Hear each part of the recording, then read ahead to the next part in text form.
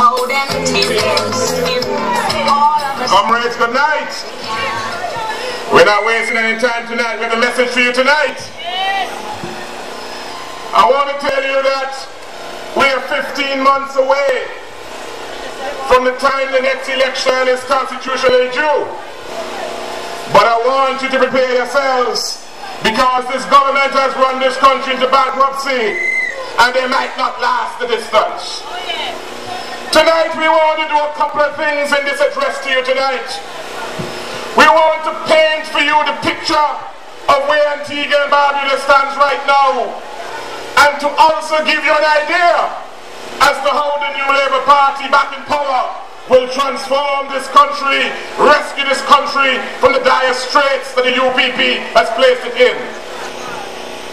I want to tell you that when you went to the polls in 2004, and you made a change, and you felt that because the Labour Party was in power for too long, they were tired, and you needed to give somebody else a new chance. I know nobody in Antigua expected that the UPP government would have destroyed your country in 8 short years. We have seen their work, and I want to tell you, every major feature, every organization developed to make Antigua and Barbuda strong, each single one has been destroyed by the UPP. We're going to track them tonight. Every country is made strong based on how it takes care of its young and how it takes care of its elderly. The youths are the next leaders, the next generation, and so every country has a responsibility to develop them. The elderly would have played their role. They would have sacrificed in the building of a country, and so in their retirement age they should be assured of a quality of life, of health care, and a retirement befitting of their contribution. It means that education and social security and health care are the 3 fundamental pillars that each society is built on. If you want to judge how well a country is doing, you must examine its education system in terms of the opportunities it creates for young people, the opportunity for each person to rise according to their ability.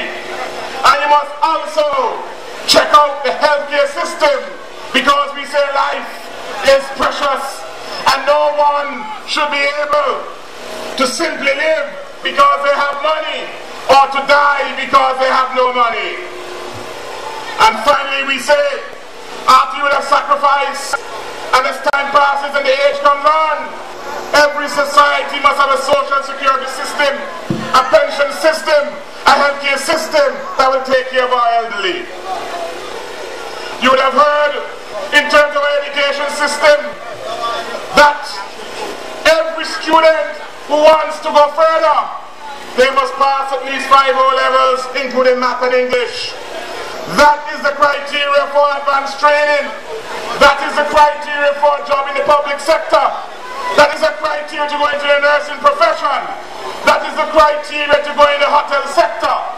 You cannot get a good job today as a young person unless the education system trains you to the point where you can achieve 5 O levels, including math and English. You have heard the results, where some schools got 0%, some got 5.2%. In other words, those schools, especially those schools where our children go to, where the poor children go to, the education system has failed them tremendously, and it has removed that upward mobility factor that will allow them to live a life better than the one they met their parents live in. And you ask yourself, what is the reason for this?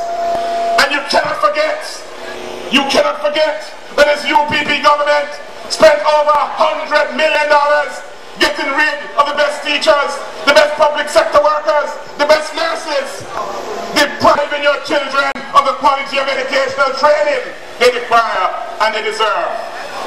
You will not forget that the Labour Party passed something called the Education Levy, where you had to pay your taxes if you're working in this special fund. And this fund was designed to make sure it can provide direct investment to make sure your children can achieve. Under the UPP government, they have transformed the Board of Education into a public works. The Board of Education now use over 70% of their money to either repair buildings or to pay loans, because the Ministry of Finance is now wasting their money on sidewalks, on useless old buildings. And so the money which should have been providing scholarships, which should have been providing books, and also providing the food in terms of the lunch program and uniform program, they have been diverted into a mini public works. You will recall that they have spent over 16 million in the public library and they can't finish yet. The project manager take his heels in his hand and run. The corruption is too much, the wastage is too much, and they continue time after time, and the result is that your children, 5% pass, 15% pass. And what does that mean? When it's time to find jobs, you hear the private sector organization saying the young people will not be able to find work because the economy is tight and they lack the adequate training they require. Jackie Quinley Andrew, by using your tax dollars and paying all those teachers to leave as a conscious program of the UPP, was a deliberate effort to wipe out the basis of upward mobility and creating the middle class and expanding the middle class in this country. They have not only destroyed Board of Education and the educational sector, they have moved on to the health sector, and you would have heard the complaints. But I want to focus tonight especially on social security. When the Antigua Labour Party government left office, we left over $250 million in social security. It was the single most important social structure, social institution in Antigua Barbuda.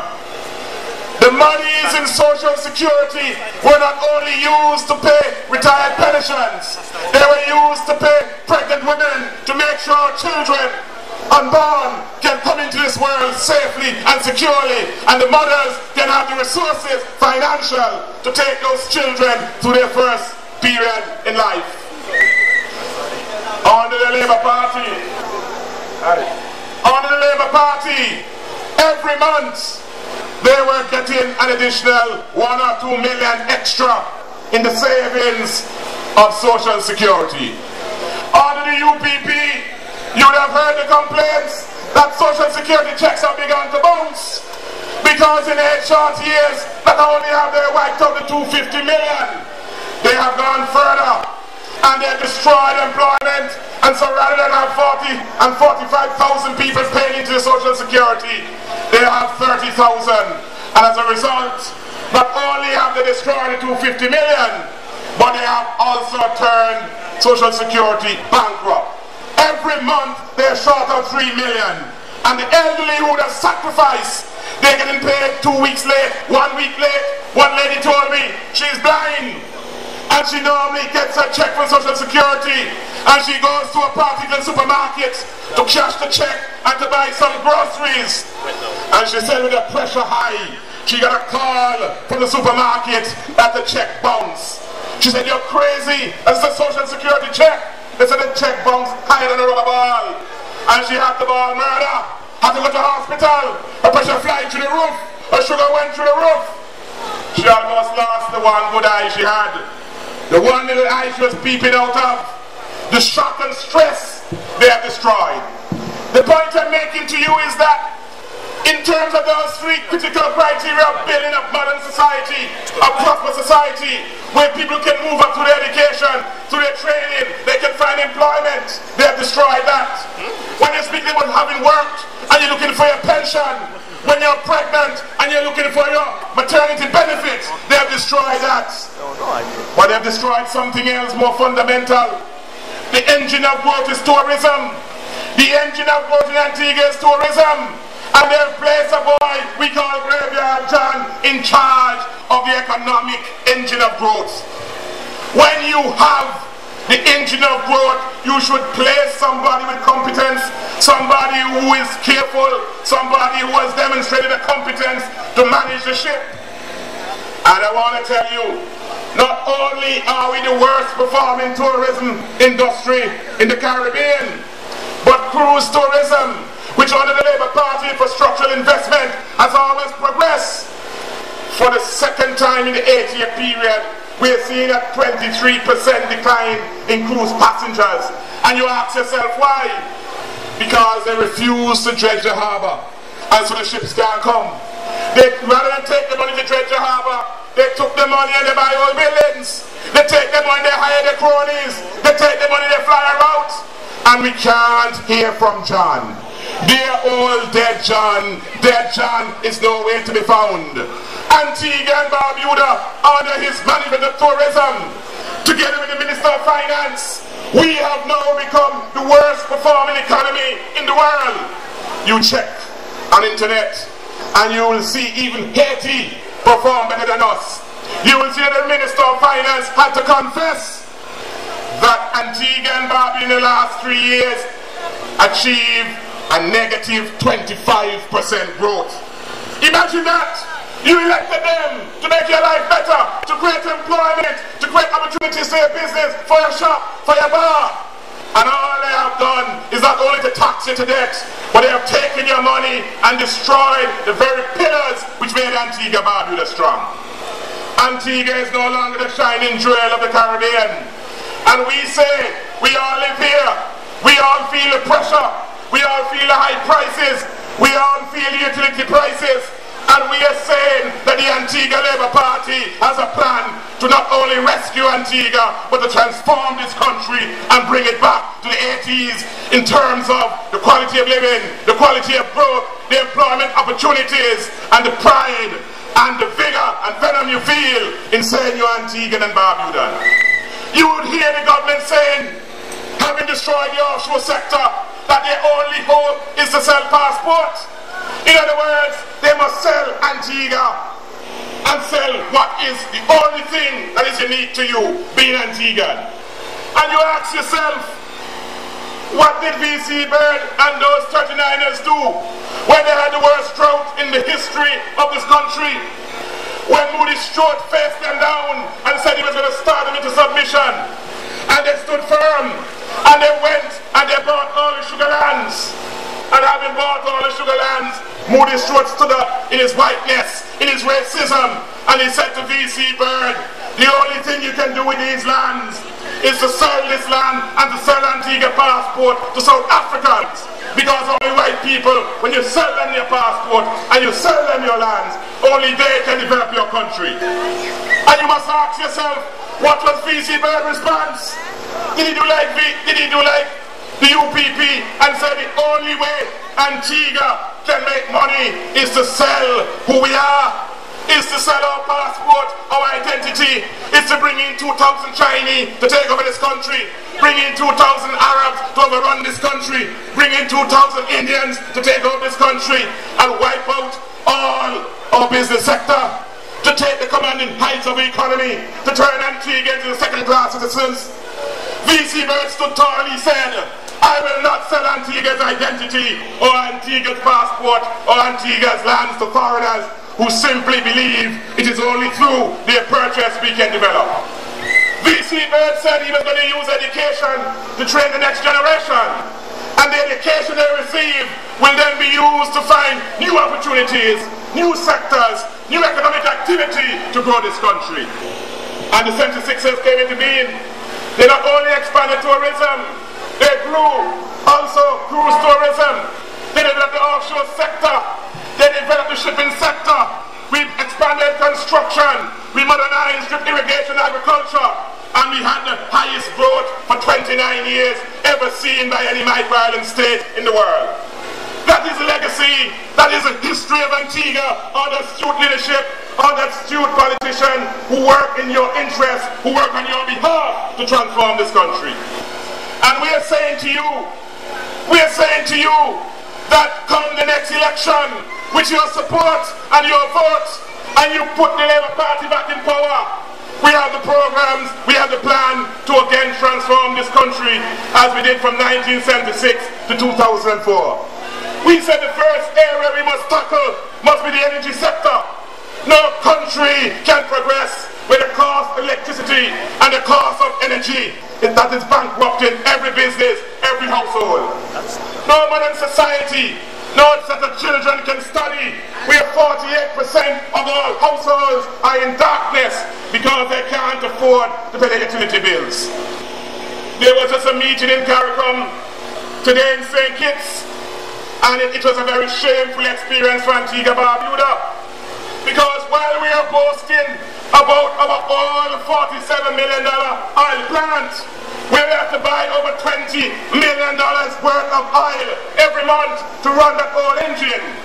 We saw Grenada, we saw St. Vincent, we saw all of them getting euros from Europe to buy wind power, where they can cut the cost of electricity by more than half, and they can therefore create an environment where industry can invest, where hotels can invest, where shopkeepers, where welders, where households can put on their lights and afford to pay the utility bills.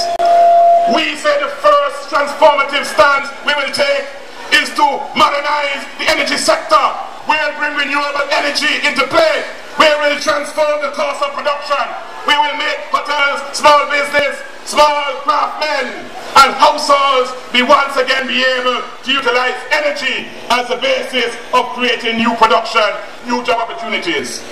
We say we have to not only reduce the energy sector, but we must also use the low cost of the energy production to reduce the cost of water for irrigation for farmers.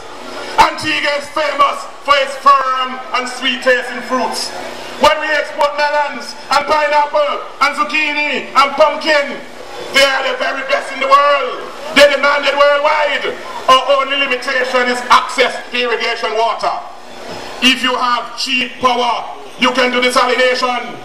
And if you do desalination, you can not only make human consumption be sourced from desalinated water, but you can then transform the surface water dedicated for irrigation in agriculture. There is no reason, there is simply no reason why in Antigua Barbuda, in terms of our vegetable sector, in terms of our meat sector, that we should not be a major exporter. The demand for mutton and goat in the Caribbean runs in the 20s of millions of dollars, and Antigua produces the best goat meat. And we are saying, when we go to transform the energy sector, we will also link it to the modernization of agriculture and of a major export sector. So those who can work in tourism will have work, those who can work in agriculture will have work, those who will work in the offshore sector will also have work.